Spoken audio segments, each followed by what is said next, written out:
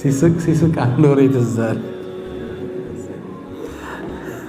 አጋጣሚ ማታ ፌስቡክ ላይ ነበርና ግለሰቡ ሚስቱን ሁሌ የምትሰራበት ትምህርት ቤት ላይ ያደርሳታል እና ሁሌም ሲወርድ ወርዶ በሩን ከፍቶ ነው ሚስቱን የሚያስገባት። እዛ ያሉ መምህራን ሴቶች በጣም ተገረሙ። እንዴት አይነት በዚህ ዘመን እንደ አይነት ሚስቱን የሚያከብር ባል ታድላ ይላል። ከዛ መጀመሪያ ኻዲም መስሏት ነበርና ሄደው ይሄ ኸዳማሽ በጣም ጥሩ ነው አለ።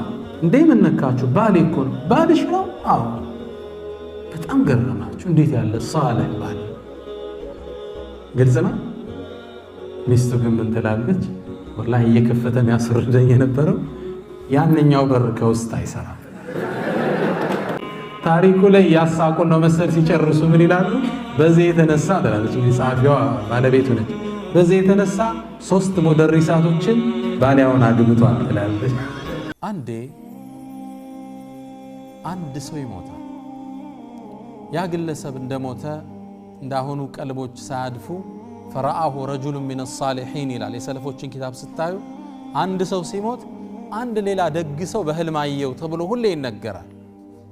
የሲራ ኪታቦችን ስታነቡ እና ያ ሰው ሲሞት ሌላ ሰው አየው በህልሙ አገኘው በህልሙ። ማዛ ፈዐለ አላሁ ቢካ፣ አላህ አንተ ላይ ምን ፈጸመ? ምንን ወሰነ? መቀመጫ የት ሆነ? ማረህ እንዴ ብሎ ጠየቀው። አዎን አላህ ማረኝ። እንዴት ማረ? በአንድ ሰው ዱዓ ነው። ያ ሰው እዛ አካባቢ በዕልም የሚታወቅ አይደለም። ከህልም እንደነቃው ይላሉ ይሄ ትልቅ ዓሊም፣ ያን ሰው አፈላልጌ ሄደ። እገሌ ወይ በቀደም የሞተውን ጎረቤታችንን አየሁት፣ አላህም እንደማረው ነገረኝ። የማረው ደግሞ አንተ ባረከው ዱዓ ነው። እኛ ሁሉ አብረን ሰግደናል ሰላተል ጀናዛ። ምን አይነት ዱዓ ብታረግ ነው አለ። እኔ የተለየ ነገር አላረኩም አለ። እኮ ምን ነበር ተማጽኖ?